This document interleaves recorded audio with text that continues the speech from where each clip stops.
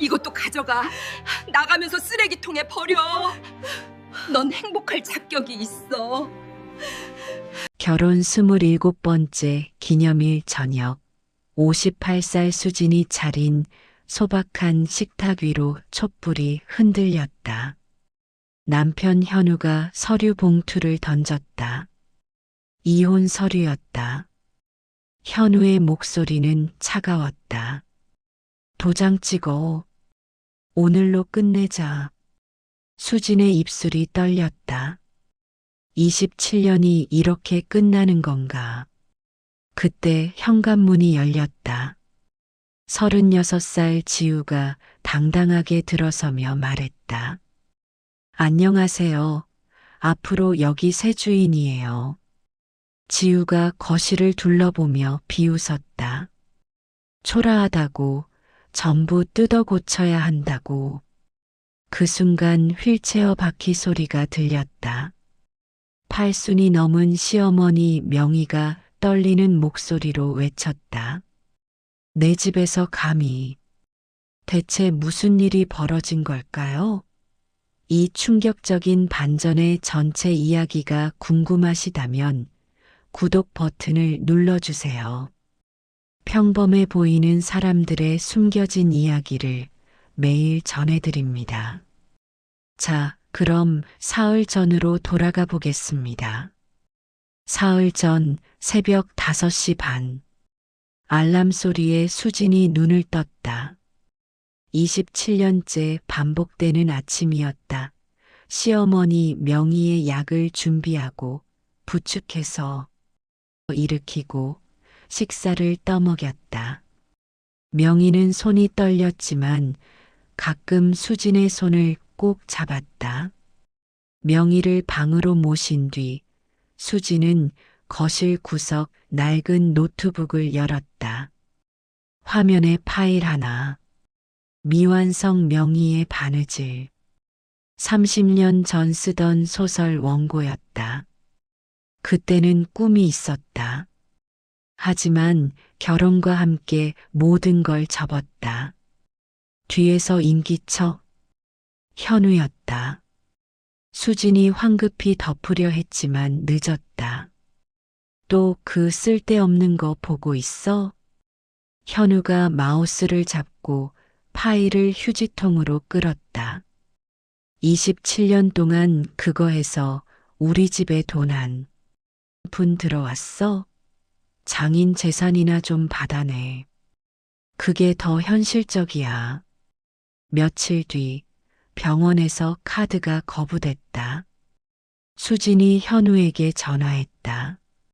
아, 내가 한도 막았어. 당신이 돈 쓰는 거 좀 줄여야 할 것 같아서. 27년을 살았지만 카드 하나 자유롭게 쓸 수 없었다. 그날 저녁 현우가 다시 압박했다. 장인 재산 좀 미리 받아내라고.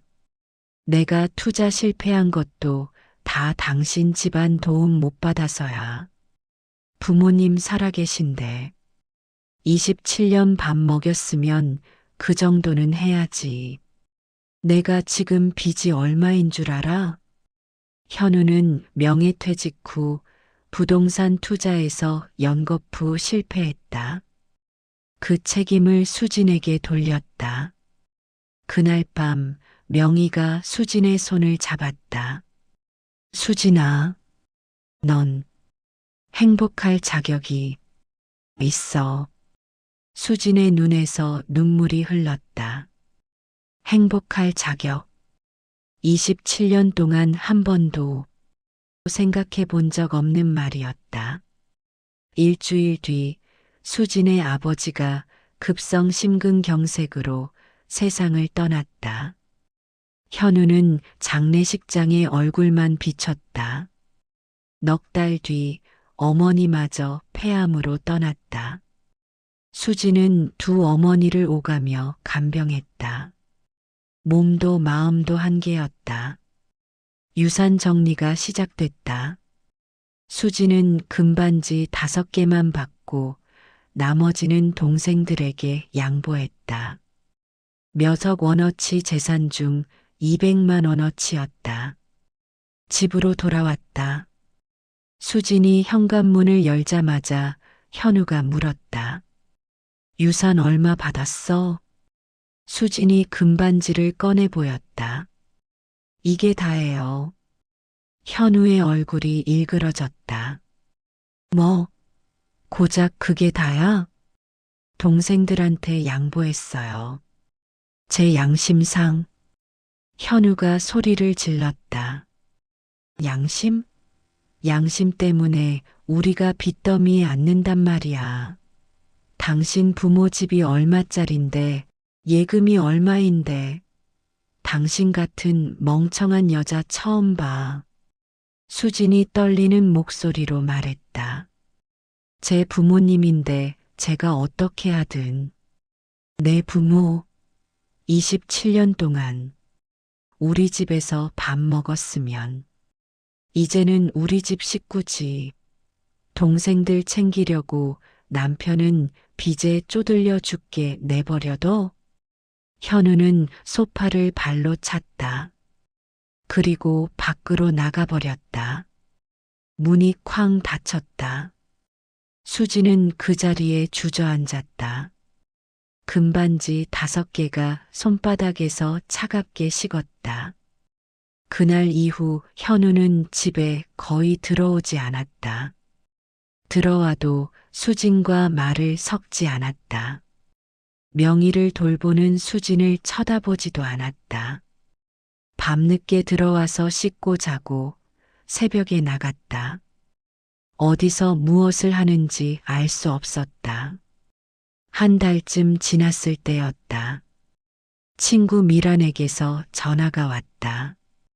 수진아, 나 지금 북한산이야. 등산 왔는데. 미란이 잠시 망설이다 말했다. 너 남편, 여자랑 있어. 내가 지금 사진 찍었어. 수진의 손에서 전화기가 떨어질 뻔했다.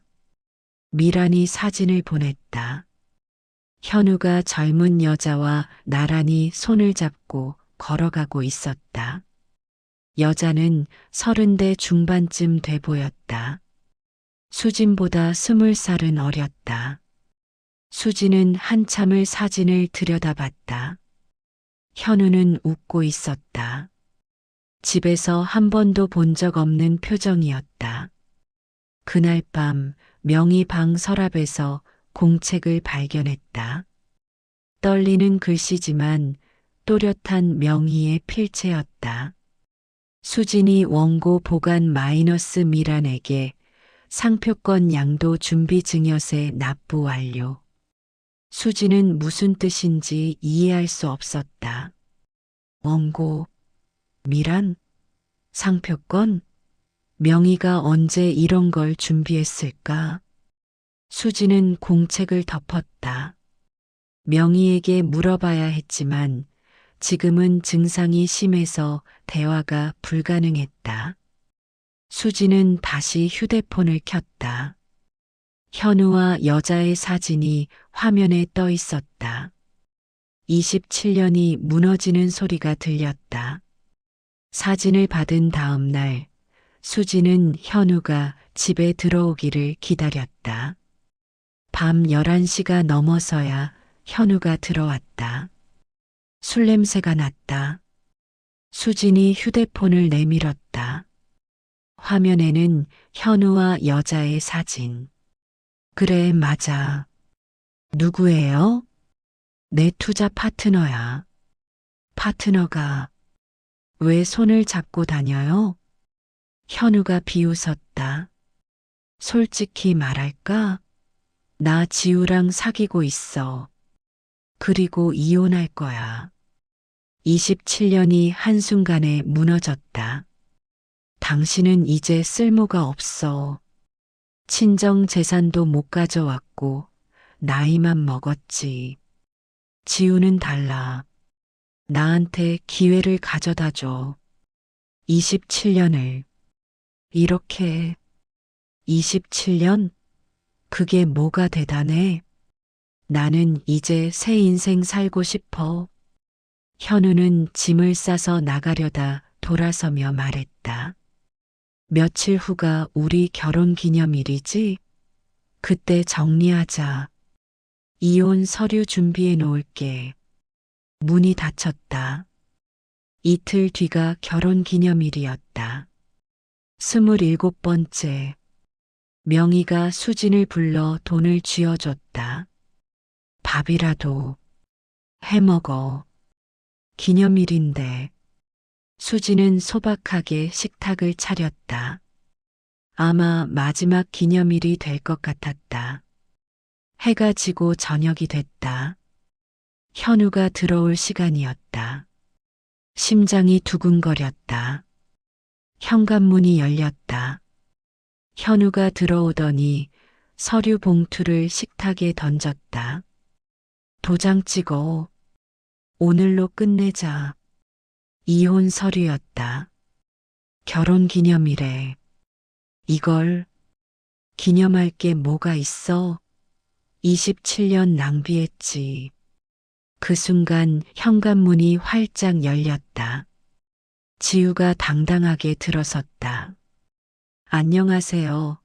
앞으로 여기 새 주인이 될 사람이에요. 지우가 거실을 둘러보며 비웃었다. 이게 27년 살림의 결과? 초라하네요.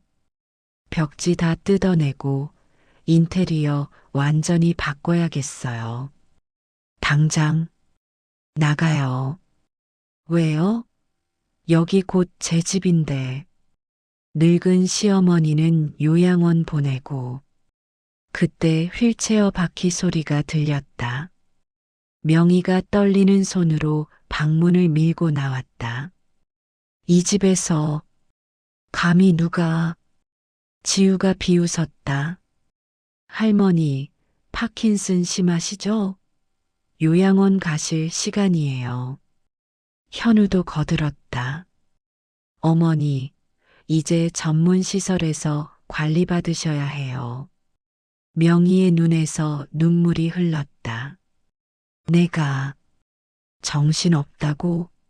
너희들이야말로. 수지는 더 이상 버틸 수 없었다. 떨리는 손으로 도장을 찍었다. 27년 살림이 캐리어 하나로 정리됐다. 현관을 나서려는 순간 명희가 낡은 청색 보자기 꾸러미를 던졌다. 이것도 가져가. 나가면서 쓰레기통에 버려. 수진이 고개 숙여 인사하려는 순간 명희가 떨리는 손으로 수진의 손등을 꼭 잡았다. 아주 작게 속삭였다.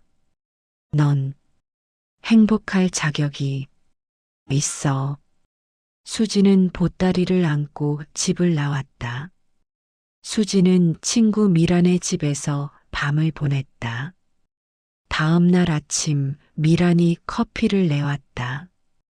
수진아, 그거 열어봐. 어머니가 뭐 넣으셨는지. 수진이 떨리는 손으로 청색 보자기를 풀었다. 먼저 나온 건 낡은 원고 뭉치. 누렇게 바른 종이 200장. 첫 장을 펼쳤다. 소설 명희의 바느질 마이너스 이수진. 30년 전 자신이 쓰던 그 원고였다. 현우가 휴지통으로 보내려던 바로 그것. 이건 내가. 그 순간 휴대폰이 울렸다. 발신자는 다솜 출판사. 여보세요? 수진 작가님, 안녕하세요. 다솜 출판사 편집부입니다. 표지 시안 2가지 보내드렸는데 확인하셨나요? 다음 주 초판 3만 부 인쇄 들어가야 해서요. 네. 작가님이요? 네. 차명희 어르신께서 1년 전에 계약하셨는데 혹시 못 들으셨어요? 어르신이 직접 오셔서 제 며느리가 쓴 소설인데 꼭 세상에 나와야 한다고 하시면서 원고 주셨어요. 통화가 끝나자마자 휴대폰에 입금 알림이 떴다. 농협은행 입금 1,200만 원 입금자. 주식회사 명의한복 상표권요. 1,200만 원. 수진이 화면을 멍하니 쳐다봤다. 미란이 보따리 속에서 서류들을 꺼냈다. 출판 계약서, 한복집 상표권 양도 계약서, 정기예금 통장 2개, 그리고 손편지. 수진아, 내가 27년간 꿈을 버리고 이 집을 지켰다. 하지만 나는 내 꿈을 버리지 않았다. 내 원고를 미란에게 보냈고 출판사가 계약했다. 내 한복집도 이제 내 것이다. 내 아들이 너를 버릴 줄 오래전부터 알았다. 뒤돌아보지 말고 내 이름으로 살아라. 단 한 푼도 저놈들에게 빼앗기지 마라. 어머니가. 수진이 편지를 읽으며 울음을 터뜨렸다.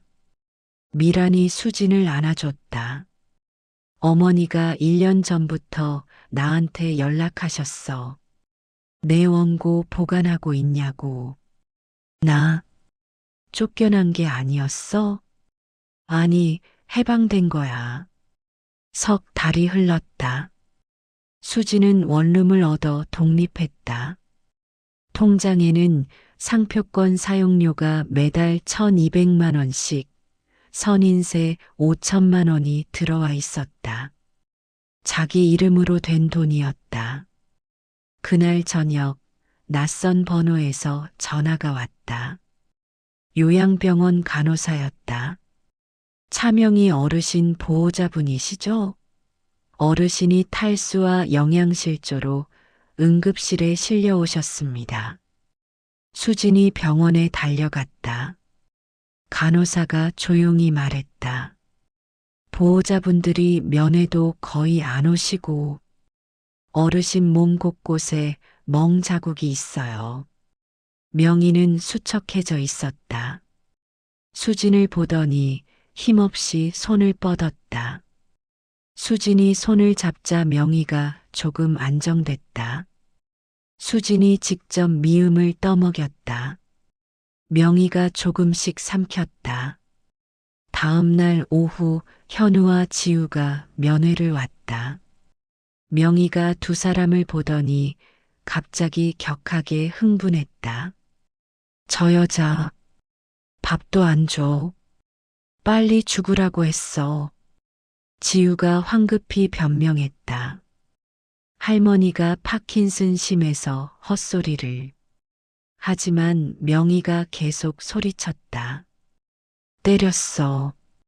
밥 달라고 하니까. 때렸어. 간호사가 급히 들어와 진정제를 놓았다. 현우와 지우를 내보냈다. 간호사가 수진을 따로 불렀다. 보호자분들이 오시면 환자분이 극도로 불안정해지는데 수진님이 오시면 안정되세요. 그리고 멍 자국이 너무 많아서 경찰 신고를 고려하고 있습니다. 병실 밖에서 미란이 기다리고 있었다. 서류 봉투를 꺼냈다. 수진아, 어머님이 2년 전에 나한테 부탁하신 거야.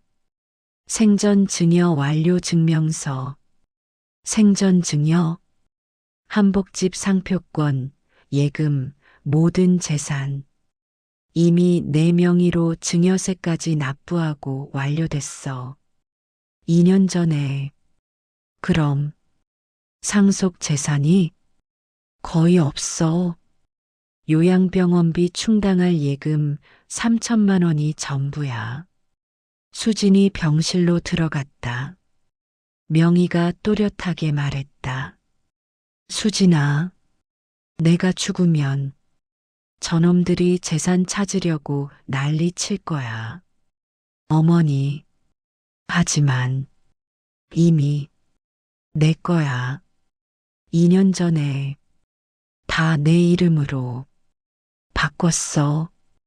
왜 이렇게까지? 명희가 수진의 손을 꼭 잡았다.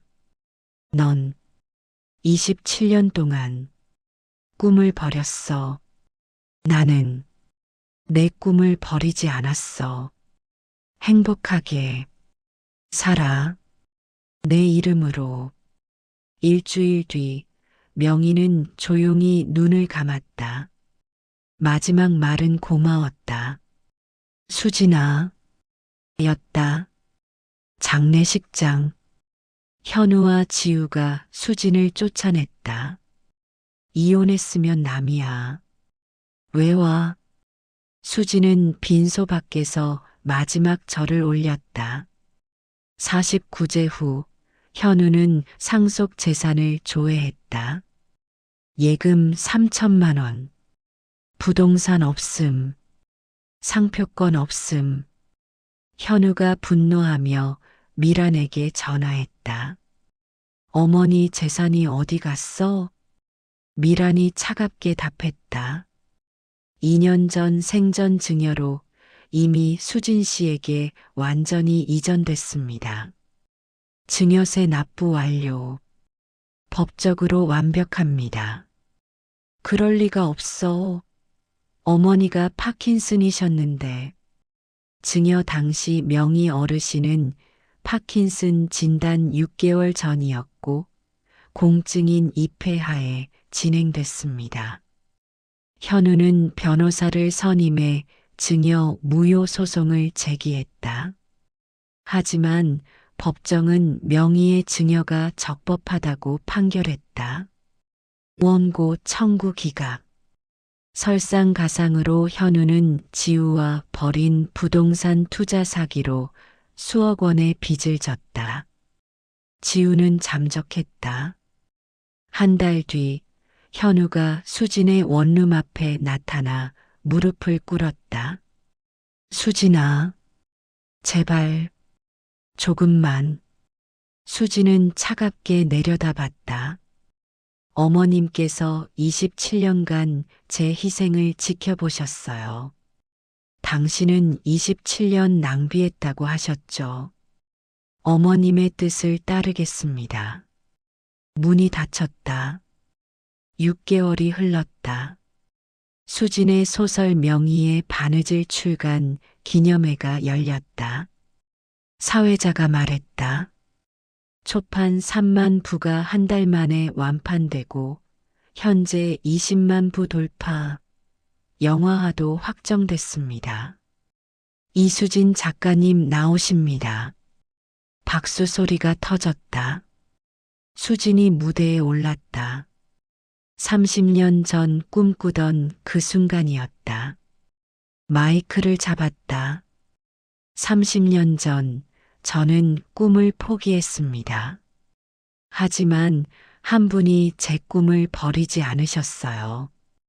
이 책은 저를 포기하지 않은 분께 바칩니다. 관객들이 다시 박수를 보냈다. 명희의 바느질 한복집 가맹점은 15개로 확장됐다. 수진이 본점을 방문했다. 직원이 보고했다. 사장님, 이번 달 매출 역대 최고입니다. 수진이 미소 지으며 말했다. 이번 달 수익금 20%는 파킨슨병 환자 지원 재단에 기부해 주세요. 그리고 노인 학대 방지 단체에도 10% 추가로. 알겠습니다, 사장님. 수진의 작은 서재. 책상 위에는 새 원고가 쌓여 있었다. 책상 옆에는 명희의 사진이 놓여 있었다. 사진 아래 명희의 마지막 편지가 액자에 담겨 있었다. 내 이름으로 살아라. 수진이 중얼거렸다. 이제 누구의 며느리도 아닌 작가 수진으로 살아가겠습니다. 새 원고의 첫 장을 펼쳤다. 제목은 두 번째 인생이었다. 수진은 펜을 들었다. 창밖으로 햇살이 들어왔다. 따뜻했다. 수지는 처음으로 자기 이름으로 자기 인생을 살고 있었다. 27년 동안 잃어버렸던 시간. 하지만 명희가 돌려준 시간. 수지는 이제 그 시간을 자기 것으로 채워나갈 것이었다. 펜 끝에서 글자가 흘러나왔다. 인생은 언제든 다시 시작할 수 있다. 누군가 당신의 꿈을 기억하고 있다면. 수진이 미소 지었다. 명희의 사진을 바라봤다. 사진 속 명희도 웃고 있는 것 같았다. 어머니, 전 행복합니다. 제 이름으로 살고 있어요.